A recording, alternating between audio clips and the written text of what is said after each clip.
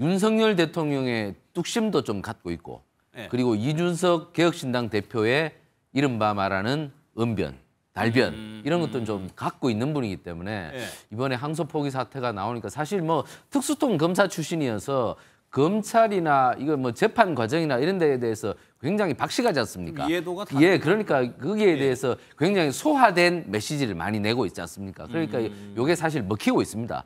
이 부분에서 기회는 이때다. 이래서 굉장히 열심히 발품을 팔고 있는 것 같은데 어쨌든 뭐 정치인의 시험 성적표는 선거에서 나오는 것이니까 내년 재보궐 선거 출마는 거의 100%다. 장동혁 대표와 한동훈 전 대표는 서로 화합하기 좀 힘들다고 봐요. 지금 말씀하신 내용에 의하면 그런 거지 않습니까? 그러니까 윤석열 전 대통령과 한동훈 전 대표 같은 경우는 제가 볼 때 거의 앙숙 관계예요. 지금 얘기 들어보게 되면 한동훈 끌고 와가지고 총으로 쏘겠다는 얘기까지 한 상황 정도이기 그렇죠. 때문에 예. 배신자를 보고 있는 상황 아니겠습니까? 예. 또 하나는 한동훈 대표에게 장동혁 대표 같은 경우는 과거 자기 측근이었잖아요. 따지고 보면. 예. 근데 거기서 또 나온 상황이잖아요.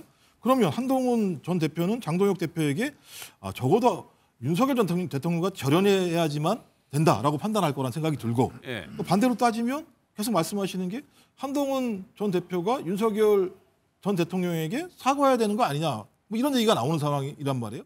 정치는 뭐 미리 정해진 게 아니니까 얘기할 수 없는. 저는 지금 현재 제가 밖에서도 얘기했지만 지방선거 출마 생각은 없습니다. 아니, 너무 성급하게 얘기하시는 거 아니에요? 상황 바뀔 수 있는데?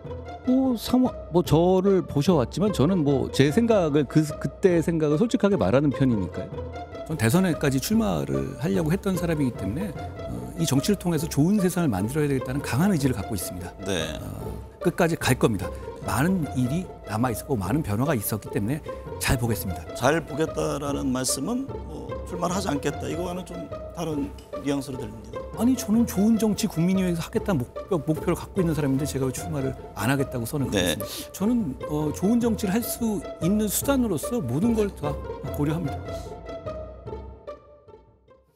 네 분과 짚어보도록 하겠습니다. 김종욱 전 민주연구원 부원장, 이승훈 민주당 전 전략기획 부위원장, 최경철 매일신문 편집위원, 정광재 전 국민의힘 대변인 나오셨습니다. 어서 오십시오. 안녕하세요. 한동훈 전 대표가 저희 어제 MBN 시사 스페셜에 나온 인터뷰 내용을 저희가 요약해서 전해드렸는데 요거 최 의원님께 먼저 여쭤볼까요? 일단 그 전에는 출마가 두 개입니다. 지선이 있고 보궐선거가 있는데 그 전체에 대해서 출마하지 않겠다, 지선은 출마하지 않겠다 하고 보궐선거도 약간 선을 그었다가 어제는 내가 대선까지 나간 사람인데 왜 출마 안 하냐라고 얘기했거든요. 이거 어떻게 해석해야 됩니까? 그러니까 뭐 지방선거에 출마하지 않겠다고 지난번에 말씀을 하셨고 예. 이제 어제 MBN 나오셔서 정은갑 위원님께 말씀드린 거는 그 지방선거 나가지 않겠다는 것이고 일단 내년에 재보궐선거도 지방선거 즈음에 같이 열리니까 거기에는 나갈 것이라고 거기에 안 나간다는 의사표현을 한 적은 한 번도 없었다는 취지로 말씀을 하신 것 같습니다. 그러니까 내년 재보궐선거를 목표로 한동훈 전 대표가 뛰고 있는 것 같습니다. 지금 이게 결국에는 출마의 도화선을 당긴 게 대장동 사건 항소 포기 사태가 예. 결국에는 지금 한동훈 전 대표가 표방하는 것은 헌법의 수호자거든요. 예. 불의를 물리치는 헌법의 수호자. 그러니까 그 표를 갖고 계속 뛰어왔는데 예. 대장동 재판 항소 포기 사태가 나오니까 헌법의 수호자로서의 모습이 더욱더 부각되면서 또 스스로 부각시키면서 예. 자신도 이제 정치판의 한 가운데로 다시 나와서 예. 보수의 간판 스타로 다시 한번 뛰어보겠다는 의지를 표현하시는 것 같은데 그러면 기회를 이렇게 보고 있다가 이번에 항소포기를 딱 하고 그 기회를 딱 잡은 겁니까? 딱 잡은 것 같습니다. 왜냐하면 저분이 사실 어떻게 보면 윤석열 대통령의 뚝심도 좀 갖고 있고 예. 그리고 이준석 개혁신당 대표의 이른바 말하는 언변, 달변 이런 것들은 좀 갖고 있는 분이기 때문에 예. 이번에 항소 포기 사태가 나오니까 사실 뭐 특수통 검사 출신이어서 검찰이나 이거 뭐 재판 과정이나 이런 데에 대해서 굉장히 박식하지 않습니까? 이해도가 다 예, 그러니까 거기에 대해서 굉장히 소화된 메시지를 많이 내고 있지 않습니까? 그러니까 이게 사실 먹히고 있습니다. 이 부분에서 기회는 이때다. 이래서 굉장히 열심히 발품을 팔고 있는 것 같은데 어쨌든 뭐 정치인의 시험 성적표는 선거에서 나오는 것이니까 내년 재보궐 선거 출마는 거의 100%다. 이제 어디로 나갈지 그 부분에 대해서 지금 또 전문가 옆에 우리 정광대 대변인 계시지 않습니까? 같이 상의를 해서 아마 결정할 것 같습니다. 제가 구체적으로 그러면 여쭤볼게요. 그러니까 지난 8일이었죠. 검찰은 자살했다? 이 SNS에 이 글 올린 이후에 100개가 넘었대요. 그러면 존재감을 여기서 좀 확인한 것처럼 보이는데 보궐선거로 좁혀서 얘기해 보면 구체적으로 거기까지 들어갑니까? 어느 지역까지도? 그런데 한동훈 전 대표가 내년 지자체 선거 단체장 선거에 출마하겠다라는 얘기를 한 적은 없었던 것 같아요. 제가 알기로도. 근데 단체장과 재보궐선거에서 열리는 국회의원과는 완전히 정치적 의미가 다르죠. 저는 단체장은 사실 공무원이 되기 때문에 정치적 중립 의무 때문에 뭐 경기지사가 되건 서울시장이 되건 중앙 정치에 미치는 영향력이 굉장히 제한적일 수밖에 없습니다. 그런데 보궐선거를 통해서 원내에 진입한다는 것은 다른 의미예요. 지금 두고두고 한동훈 전 대표에게 좀 아쉬운 대목으로 지적되고 있는 것이 2024년 선거에 어떻게든 원내에 진입했더라면 아마 지금의 한국 정치 지형이 달라졌을 것이다라는 얘기를 많이 하거든요. 그래서 원내에 진입하겠다라는 생각은 본인이 정치를 그만둔 적이 없기 때문에 계속해서 갖고 있었을 거라고 그게 생각합니다. 일본 목표라고 봐야 돼요? 지금으로서 선택할 수 있는 건 뭐 당연히 내년 재보궐 선거에 나가서 원내에 진입하는 것이 당면 과제겠죠. 그러나 그 과정이 쉽지 않았는데 이번 대장동 그 항소 포기로 인해서 그 공간이 열린 건 사실인 것 같아요. 왜냐하면 한동훈 전 대표에 대해서 사실 조금 부정적인 생각을 갖고 있었던 보수 진영 내에서도 지금의 모습을 보면서 우리가 바라던 한동훈 전 대표의 모습이 이런 거 아니었느냐. 그러니까 이재명 대통령 뭐 저격하고 잘 싸우고 민주당의 폭정에 맞설 수 있는 그런 보수의 리더의 모습을 한동훈 전 대표에 대해 기대했었는데 지금 그 모습이 연출되다 보니까 그 공간이 과거엔 좀 적다가 지금은 확대됐다고 봐야겠죠.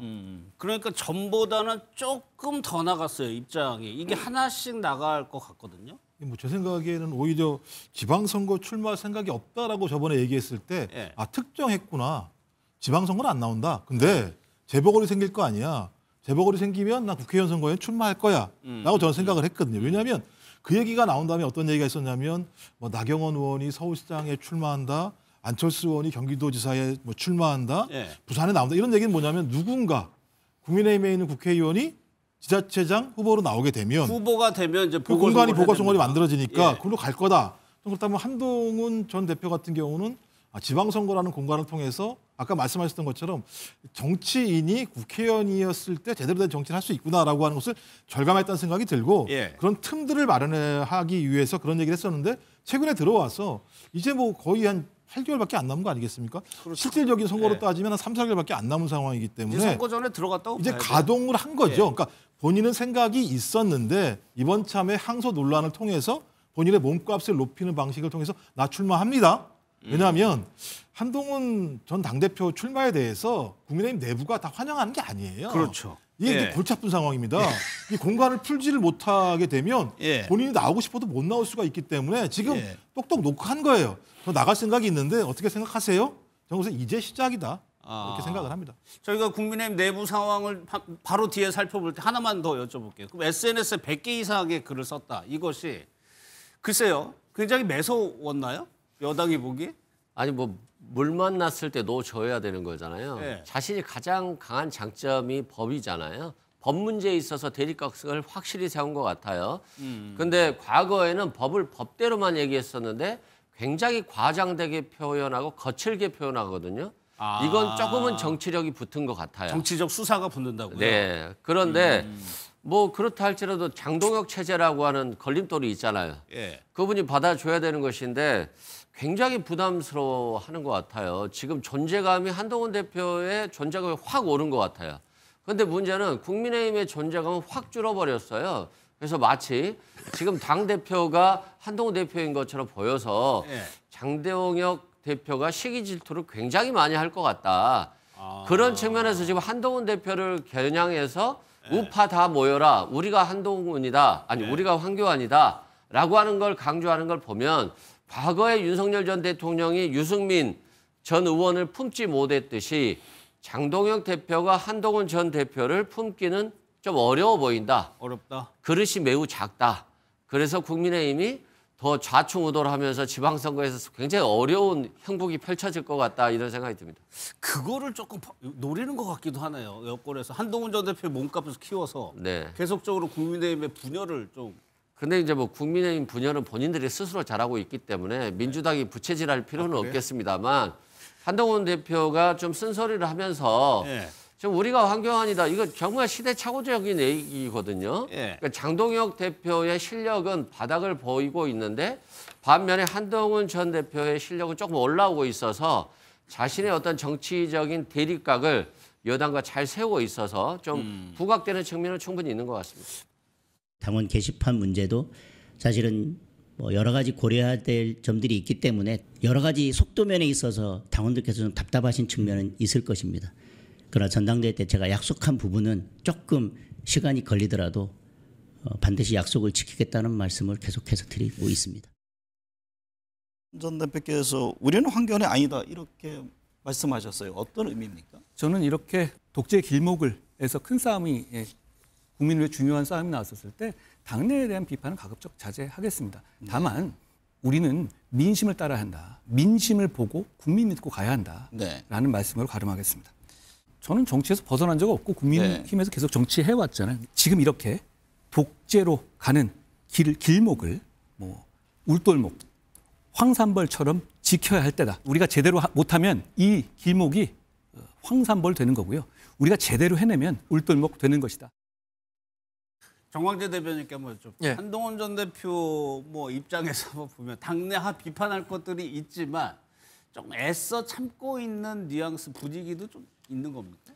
전 뭐 그 한동훈 전 대표나 예. 저 역시 마찬가지입니다. 정당에 소속해 있고 정당인으로서 당이 갖고 있는 고유의 정체성 뭐 이거 충분히 따라야 한다고 생각합니다. 일부 이견이 있는 부분 당연히 개인적으로 길을 달리할 수 있지만 예.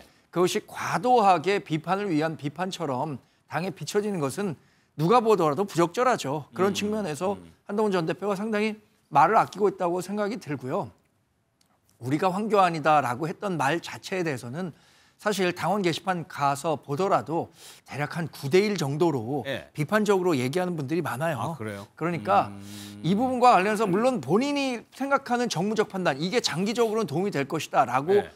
장동혁 대표가 생각할 수 있었겠지만 그게 현실과는 좀 다른 점을 인식할 필요가 있다고 생각이 들고요. 예. 마지막으로 우리가 지금 대부분의 여론조사에서 20% 초중반의 여론조사 국민의힘 지지율을 보이고 있습니다. 그런데 그게 전광훈이나 황교안이나 뭐 조원진 이런 사람들을 지지하는 사람들이 우리 당을 지지하지 않기 때문에 이 정도에 머물게 있는 것이 아니라 예.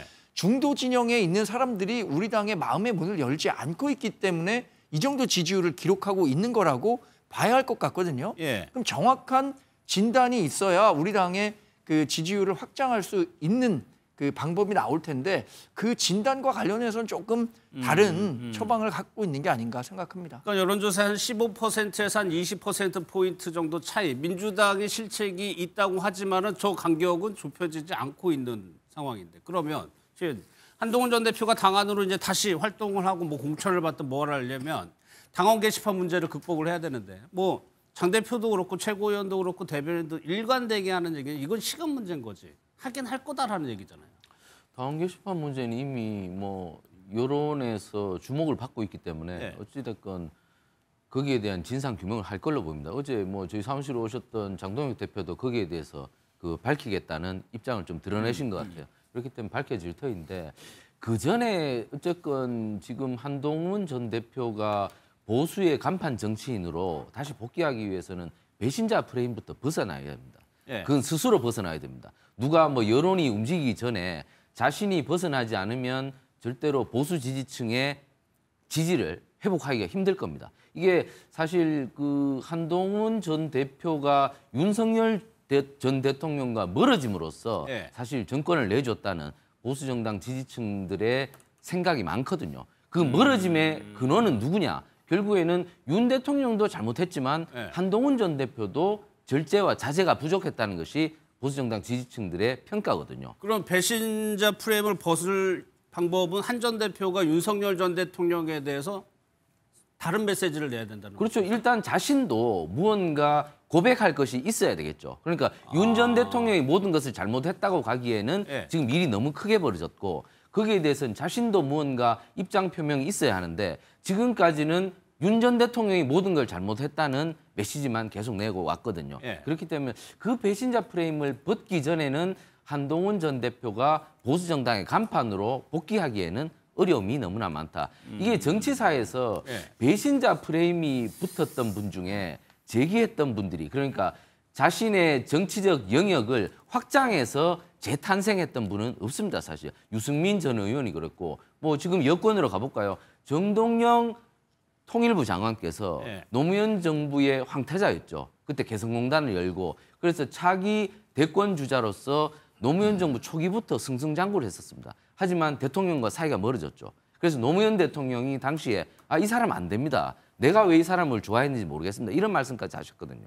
그러니까 결국에는 정동영 당시 그 대표까지 지내셨죠. 예. 그분은 결국에는 대선 도전에 실패했죠.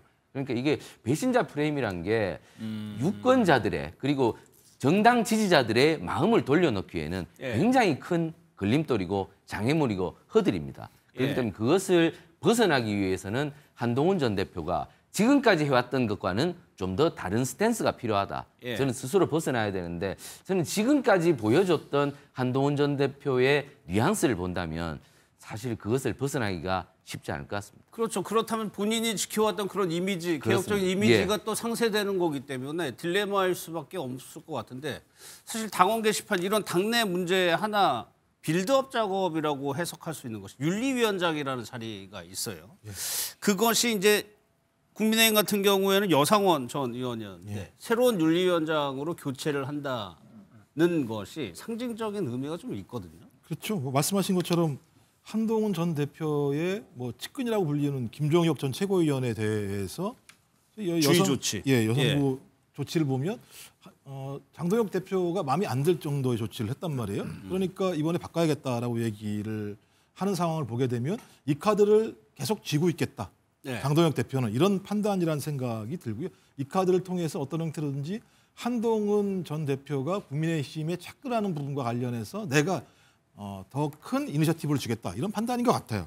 근데 제가 볼 때는 장동혁 대표와 한동훈 전 대표는 서로 화합하기 좀 힘들다고 봐요. 지금 말씀하신 내용에 의하면 그런 거지 않습니까? 그러니까 윤석열 전 대통령과 한동훈 전 대표 같은 경우는 제가 볼 때 거의 앙숙 관계예요. 지금 얘기 들어보게 되면 한동훈 끌고 와가지고 총으로 쏘겠다는 얘기까지 한 상황이 연동이기 그렇죠. 때문에 예. 배신자를 보고 있는 상황 아니겠습니까? 예. 또 하나는 한동훈 대표에게 장동혁 대표 같은 경우는 과거 자기 측근이었잖아요. 따지고 보면. 예. 근데 거기서 또 나온 상황이잖아요. 그러면 한동훈 전 대표는 장동혁 대표에게 적어도 윤석열 전 대통령과 절연해야지만 된다라고 판단할 거란 생각이 들고 예. 또 반대로 따지면 계속 말씀하시는 게 한동훈 전 대표가 윤석열 전 대통령에게 사과해야 되는 거 아니냐 뭐 이런 얘기가 나오는 상황이란 말이에요. 그러니까 서로가 뭉쳐서는 해결될 수가 없고 서로가 뭉칠 수 있는 유일한 방법은 뭐냐면 윤석열 전 대통령을 버리는 방법밖에 없는 상황이에요. 근데 윤석열 전 대통령을 버리는 순간 어떻게 되냐? 장동혁 대표의 지지층들이 다 허물어 버리는 상황이거든요. 예. 그래서 둘이 만나서 플러스가 나올 수가 없다. 이런 상황이기 때문에 예. 결론적으로 한 지붕 안에 그못 있을 것이다 두 사람이. 그렇죠. 제가 볼 땐 장동혁 대표가 윤석열 전 대통령을 버리는 수밖에 없어요. 방법은. 예. 그럼 버리는 순간 본인은 당대표로서 지위가 흔들릴 수밖에 없는 상황이에요. 그렇죠. 둘 다 꿈이 뭡니까? 대통령 되려고 하는 거 아니겠어요? 그럼 지지층들이 있어야 될 거 아닙니까? 예. 뭐 이런 딜레마가 분명히 있기 때문에 저는 매우 어려운 상황에 빠져 있는 이런 조건에서 장동혁 대표의 가장 중요한 카드 중에 하나는 당원 게시판 조사 문제다. 이거 계속 가지고 있는 거죠. 바로 쓸 이유가 없는 거죠. 그래서 예. 가지고 있으면 되는 상황이기 때문에 아마 6월 이전까지 상당히 저 부분으로 두 사람 간의 갈등들이 상당히 심할 것이고 봉합되기도 어려울 거다라는 생각이 들어서 예. 뭐 저희가 뭐 거기에 대해서 뭐라고 할 문제는 아니니까 잘 해결해 주셨으면 좋겠어요. 네. 그러면 이런 얘기도 나오는 것 같습니다. 이준석 대표 같은 경우에는 당을 좀 나오라는 취지로 얘기하는 것 같고 조갑재 대표는 국힘에게 한동훈 전 대표 꼭 필요하다 얘기하고 있는데 그 얘기 한번 들어보겠습니다. 저는 한동훈 대표는 그 노선의 선명화가 우선 중요해질 것이다. 네. 예를 들어 본인이 원내 진출을 하고 싶다. 그러면은 거기서 국민의힘의 덩어리즘에 의존해가지고 그걸 목표를 이룰 것이냐. 예. 아니면 선명하는 잣대로 가가지고 대안 세력이 될 것이냐는 그거 빨리 선택해야 되는 거거든요. 예. 지금 국민의힘의 덩어리짐에 의존해가지고 거기에 약간의 신선함을 끼얹어서 하겠다. 이거는 흔히 하는 선택인데 아주 흔하거든요. 그거는. 한동훈 전 대표의 거취가 야권 정치의 핵심일 뿐만 아니라 우리나라 정치판에서 제일 중요한 지금 자리에 있고 이번 대장동 항소 포기를 통해서 자신의 몸값을 극적으로 올렸잖아요. 예. 그럼 이렇게 힘이 생기는 거지. 그럼 한동훈 전 대표가 답이군요. 그럴 수밖에 없잖아요. 이준석 대표는 국힘으로 다시 가는 그런 흔한 선택을 하지 말고 대안 세력이 될 게 좋겠다고 좀 충고를 하는 것 같아요. 사실 쉽지 않은 선택지이긴 합니다. 한동훈 전 대표가 무슨 정치 경력이 그렇게 긴 것도 아니고 당을 나가서 아까 할 생각이 없다라고 또 얘기를 했고요. 이준석 대표가 개혁신당으로 나갔잖아요. 네. 좀 춥고 배고프니까 같이 하자. 혼자 있으니까 힘들다. 뭐 이런 하소연하는 거 아닌가 싶어요. 네. 그런데 뭐 나가서 잘 되는 것은 별로 본 적이 없고 과거 역사가 말하잖아요. 한동훈 대표가 나갈 일은 없을 것 같다.